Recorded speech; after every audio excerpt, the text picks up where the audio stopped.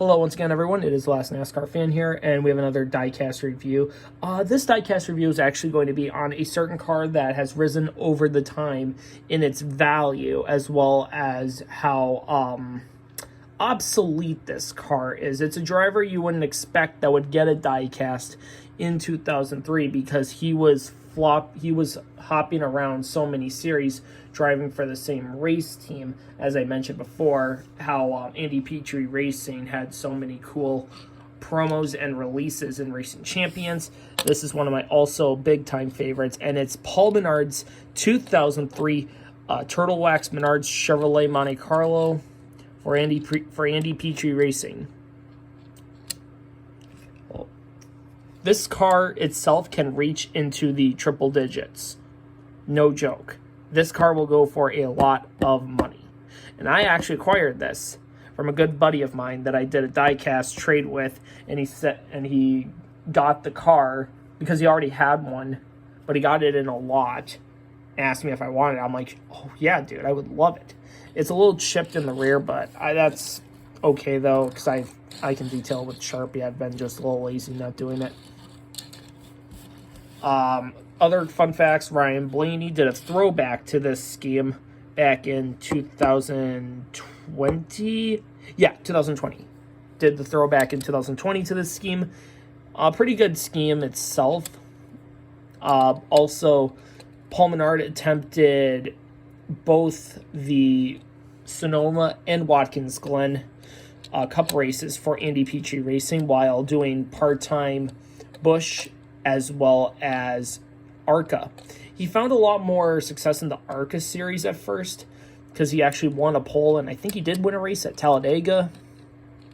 Maybe it was just a pole, but then his best finish in Busch was like 9th at Kansas, because the other races he did, he either wrecked or DNQ'd. But for Cup itself, he would actually DNQ'd his first Cup attempt at Sonoma, but Watkins Glen was a different story. He actually made the field for that one. And what's even more interesting was that they hauled this car on like a flatbed hauler. They didn't use like the standard close-up hauler. They literally towed this car on a flatbed to the track. That's pretty damn awesome. It just screams 1970s. But there's also a rumor that went around that they trashed the hauler immediately after the Watkins Glen race because they made the race. And they had a pretty decent race, you could say, nonetheless. We'll go to the paint scheme itself, though. Purple, yellow, red, orange. It's got the old Menards logo before Menards switched to the green logo. And that's what I really love about this paint scheme, because it's just one of the coolest Paul Menard diecasts ever made. Easily. But yeah, but Turtle Wax, Menards, other contingencies, 76, Elbrock, Wicks, Moog, Clevity, Goodies, Donald's Powerade. It's kind of weird how they had that sponsorship. Side contingencies, Monaco, motorhomes. My grandparents had a Monaco motorhome, and then Monaco actually went out of business not too long after.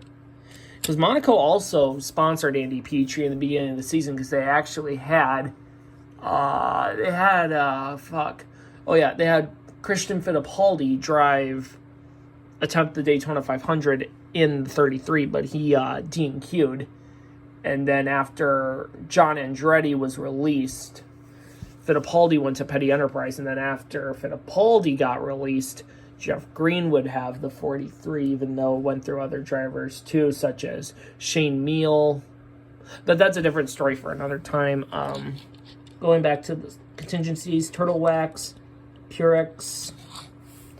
And then this is pretty cool on the deck lid, actually. You have a Pitbull energy drink. That is really cool. And then you got Menards on the TV panel with the Chevy logo. No rookie stripes, though, but that's also because this was the scheme that Paul Menard drove at Watkins Glen.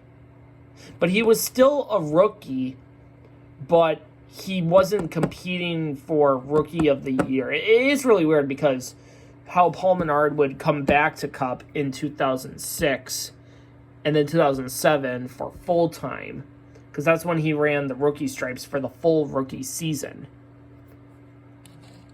But that's going to do it for this diecast review. Thank you so much for watching. Comment, like, subscribe, hit the notification bell for brand new videos, and we'll see you in the next diecast review. Take care, guys. Have a good one. Keep on collecting.